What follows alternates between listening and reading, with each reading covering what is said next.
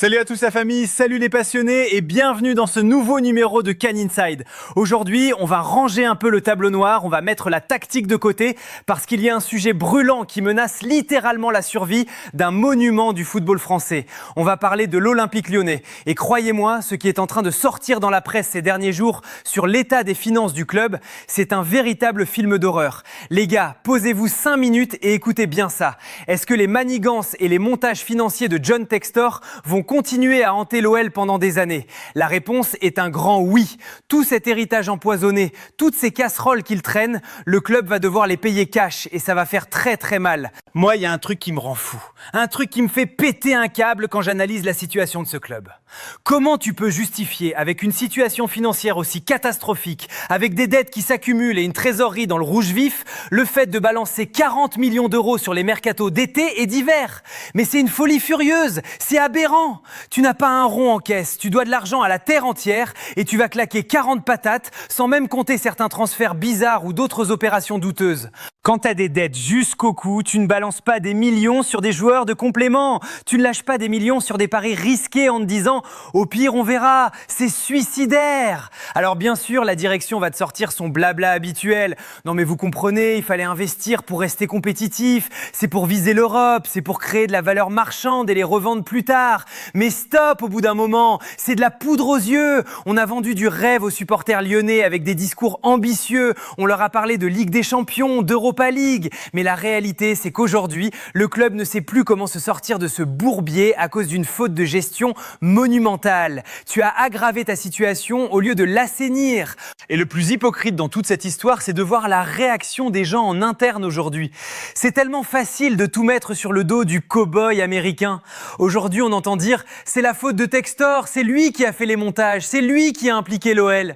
Ah oui, vraiment? Et les autres, ils faisaient quoi pendant ce temps-là? Ils regardaient les mouches voler? Je suis désolé, mais Textor n'était pas tout seul dans un bureau fermé à double tour. Il y avait un conseil d'administration, il y avait un board, il y avait d'anciens dirigeants, des actionnaires qui n'avaient qu'une seule idée en tête, vendre plein pot et récupérer leur oseille.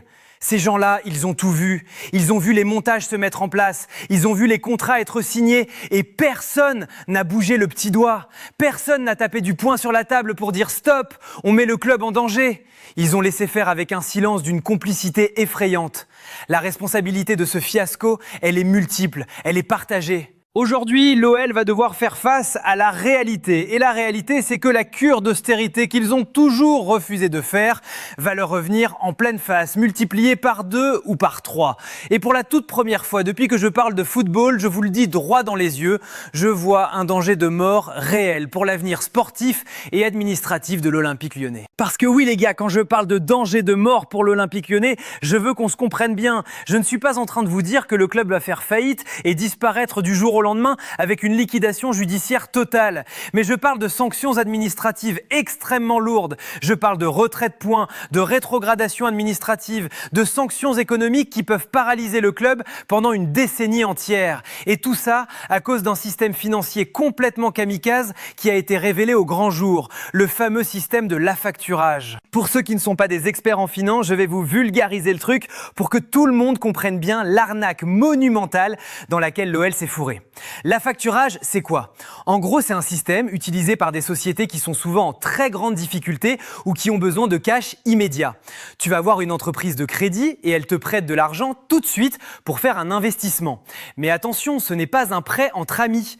La société qui te prête cet argent, elle va prendre un intéressement énorme, des frais de dossier lunaires et surtout des taux d'intérêt délirants qui peuvent frôler les 10% chaque mois en cas de retard. Et c'est là que la magie noire de John Textor opère. Suivez bien le schéma parce que c'est digne d'un braquage de banque. Textor, en tant que patron, va engager officiellement l'Olympique Lyonnais. Sur les papiers, le bénéficiaire de cet argent frais, c'est l'OL.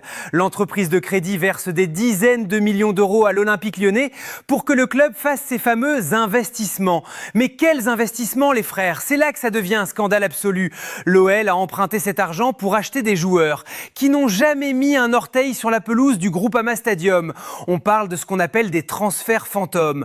L'Olympique Lyonnais a payé pour des joueurs qui appartenaient déjà au club brésilien de Botafogo, qui appartient aussi à Textor, tiens, ou qui sont partis directement jouer là-bas. On parle d'à peu près 5 joueurs pour un total avoisinant les 120 millions d'euros.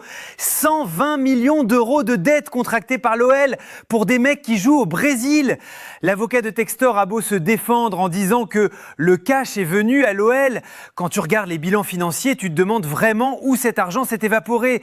C'est le jeu des vases communicants, mais visiblement, ça a surtout communiqué vers les poches de certains intermédiaires qui se sont gavés sur le dos de l'institution lyonnaise.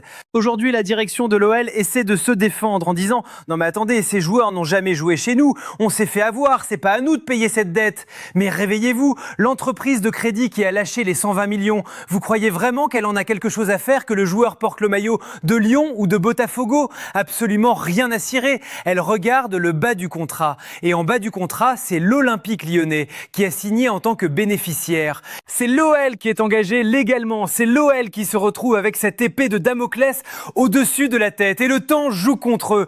Parce que pendant que les avocats essaient de prouver qu'il y a eu une faute de gestion de Textor, une procédure judiciaire qui va prendre des années, les intérêts continuent de grimper tous les mois. Les pénalités de retard s'accumulent. La dette gonfle et c'est le club qui va devoir passer à la caisse d'une manière ou d'une autre. Et c'est exactement là que le cauchemar devient réalité pour l'Olympique Lyonnais, les frères. Parce que face à une montagne de dettes pareilles, face à ces dizaines de millions d'euros contractés avec des taux d'intérêt délirants qui gonflent chaque mois comme un ballon de baudruche, tu n'as pas 36 solutions pour t'en sortir. Il va falloir payer. Il y a des dettes réelles, des créanciers qui ont sorti le cash et à un moment donné, ces gens-là, ils vont venir toquer à la porte du Groupama Stadium et ils ne repartiront pas avec des sourires ou des promesses. Donc, comment tu trouves cet argent quand tes caisses sont vides et que ta trésorerie est dans le rouge? La réponse est terrible, mais elle est inévitable. La fameuse cure d'austérité XXL. L'OL va devoir se saigner à blanc. Ils n'ont plus le choix. Ils vont être obligés de liquider quasiment toutes leurs valeurs marchandes, tous les joueurs bankables de l'effectif, tous les actifs intéressants, tout ce qui a un peu de valeur sur le marché des transferts va devoir être bradé pour récupérer du cash en urgence. On parle d'une saignée totale de l'effectif professionnel. Et le pire dans cette histoire, c'est l'aveuglement complet de la direction sur le timing des ventes.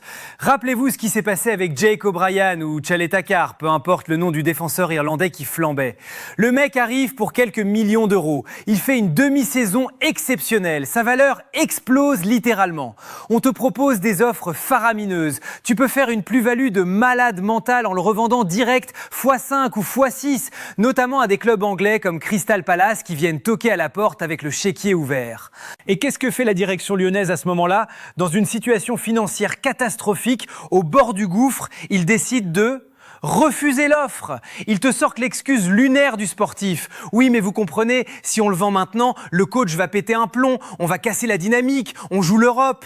Mais réveillez-vous, quelle dynamique, quelle Europe? Tu es en train de couler financièrement, tu as des créanciers aux fesses et tu fais la fine bouche sur une plus-value inespérée. Dans ta situation, tu n'as même pas le droit de réfléchir une seconde. Tu l'emballes avec un joli nœud rouge, tu le mets dans le premier vol pour Londres et tu encaisses le chèque pour boucher les trous de la coque du bateau. Mais non, à l'OL, on a cru au Père Noël. On s'est dit, on le garde jusqu'à cet été, il va faire une grosse saison. On va se qualifier pour la Ligue des Champions et on aura des offres encore meilleures. C'est d'une naïveté confondante. Et aujourd'hui, on voit le résultat de ce pari suicidaire. Parce que le monde du football, les frères, c'est un monde de requins. Les autres clubs, les directeurs sportifs européens, ils ne sont pas aveugles. Ils lisent la presse, ils connaissent la situation catastrophique de l'OL. Ils savent pertinemment que Lyon est pris à la gorge et qu'ils ont un besoin vital et immédiat de liquidité avant le passage devant la DNCG. Vous croyez vraiment, sincèrement, qu'un club va arriver cet été avec une offre mirobolante pour te sauver la mise? Évidemment que non. Ils vont venir faire leur course au rabais. Ils vont se dire, les Lyonnais sont aux abois, s'ils ne vendent pas, ils coulent. Donc ce joueur qui vaut normalement 20 millions, on va leur proposer 12 ou 15 millions et ils seront bien obligés d'accepter en pleurant. L'OL s'est mis tout seul dans une position de faiblesse absolue sur le marché des transferts. C'est le principe même de la vente forcée et ça va faire très très mal.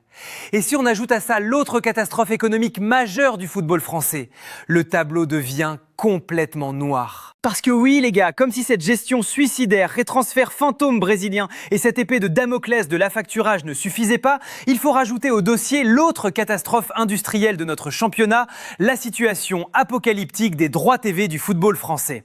Alors là-dessus, on va être honnête et juste. Ce n'est pas directement de la faute de l'Olympique lyonnais. C'est indépendant de leur volonté, c'est un fiasco global de la Ligue de football professionnel. Mais bon sang, le timing est absolument dramatique.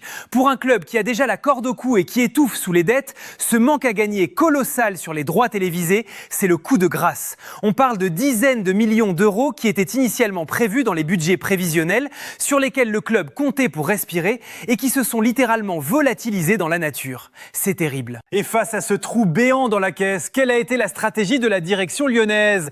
Ils ont joué à la roulette russe, les frères, ni plus ni moins. Ils se sont dit, on va faire tapis. On refuse de vendre nos joueurs bankable cet hiver, on balance carrément 40 millions d'euros sur des nouvelles recrues et on mise tout sur le miracle sportif. On va aller chercher une qualification inespérée en Ligue des Champions ou une victoire finale en Europa League pour rafler le pactole et effacer l'ardoise.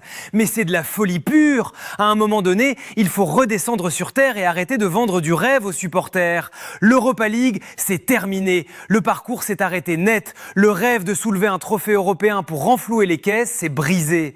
Et en championnat, c'était l'illusion suprême. Ils se sont convaincus, dur comme fer, que la dynamique allait tout emporter. Mais même dans le scénario le plus optimiste, même si tu fais une remontada historique et que tu arrives à arracher la 4e place du classement, les gars, la 4e place en Ligue 1, ce n'est pas une qualification directe pour les poules et le jackpot garanti.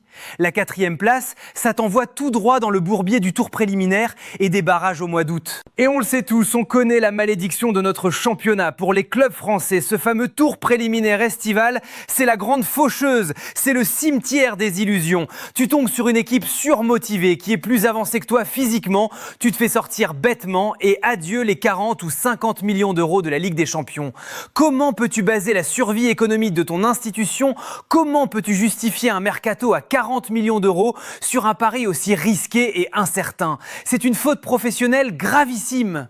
Aujourd'hui, l'OL se retrouve avec des joueurs recrutés à prix d'or, des salaires faramineux à payer tous les mois pour des mecs dont tu n'avais même pas un besoin vital. Tu aurais dû compter chaque centime, épargner le moindre euro. Et maintenant, la réalité rattrape le club. Il va falloir aller s'expliquer en haut lieu. Il va falloir se mettre en règle vis-à-vis du fair play financier de l'UEFA et surtout vis-à-vis de la DNCG. Alors oui, on sait que l'OL est un monument. On a bien compris que la Ligue ne veut surtout pas voir un tel club s'effondrer et qu'on a peut-être fermer les yeux sur certains montages. Mais là, tu as tellement de dettes, tu as tellement de créanciers qui vont toquer à ta porte avec des intérêts qui explosent que tu ne peux plus te cacher. Tu vas faire quoi ? Renégocier avec les banques pour repousser les échéances ? En faisant ça, tu ne fais que reculer pour mieux sauter vers un destin qui nous rappelle tragiquement un autre monument du foot français. Et oui les gars, quand on voit toutes ces manœuvres, ce bricolage financier permanent pour tenter de gagner du temps et repousser les échéances avec les créanciers, on a froid dans le dos. Parce que renégocier avec les banques, promettre des jours meilleurs pour étaler la dette, c'est exactement ce qu'a fait un autre immense monument du football français. Inévitablement et tragiquement, tout ce schéma nous fait penser aux Girondins de Bordeaux. On est exactement dans la même dynamique mortifère. Tu recules, tu maquilles un peu les comptes, tu espères un miracle sportif, mais à la fin, l'échéance fatale finit toujours par te rattraper. La réalité économique te saute à la gorge. Et c'est ça qui m'inquiète le plus pour les supporters lyonnais. Il faut vraiment, et je le dis avec beaucoup de tristesse, que les fans de l'OL se mettent une bonne fois pour toutes dans la tête que leur club est en danger de mort absolue sur le plan administratif. L'époque où on fermait les yeux en se disant « l'OL est trop grand pour couler », c'est terminé. La faillite n'arrive pas qu'aux autres. Mais au milieu de ce tableau apocalyptique, dramatique. Au milieu de cet océan de dettes, de transferts fantômes brésiliens et d'une direction qui a complètement perdu le nord, il reste une seule et unique bouée de sauvetage, une lueur d'espoir. Et paradoxalement, c'est l'ADN historique du club, le centre de formation, l'académie de l'Olympique Lyonnais.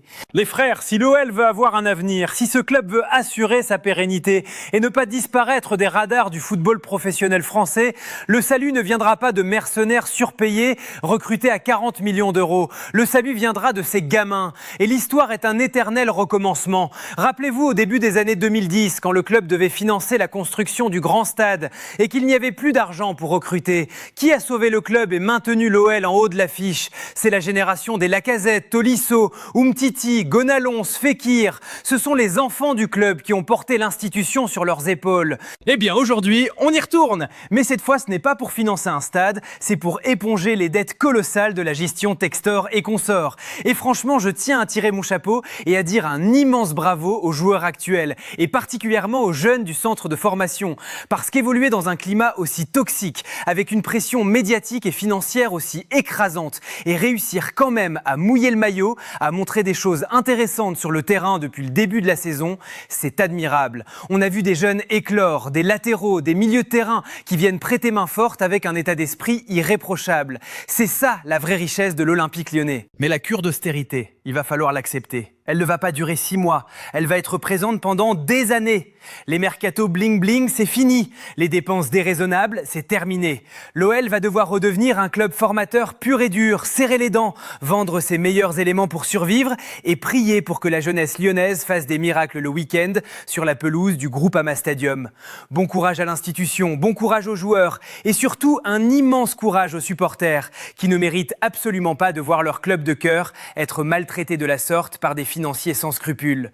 C'est la fin de ce dossier brûlant sur CanInside, la famille. C'est à vous de prendre la parole dans l'espace commentaire. Je veux lire vos avis sur cette situation dramatique. Pensez-vous que l'Olympique Lyonnais risque concrètement de finir comme les Girondins de Bordeaux? Comment jugez-vous la responsabilité du board lyonnais qui a laissé John Textor mettre en place ce système d'affacturage? Le centre de formation peut-il, à lui seul, maintenir le club dans le haut de tableau de la Ligue 1 dans les années à venir? N'hésitez pas à débattre, toujours dans le respect. Lâchez votre plus gros pouce bleu pour soutenir la chaîne et donner de la force au travail d'analyse. Abonnez-vous si ce n'est pas encore fait et activez la cloche. On se retrouve très vite pour un prochain débrief ou une prochaine enquête sur la planète football. Prenez soin de vous les frères, c'était CanInside.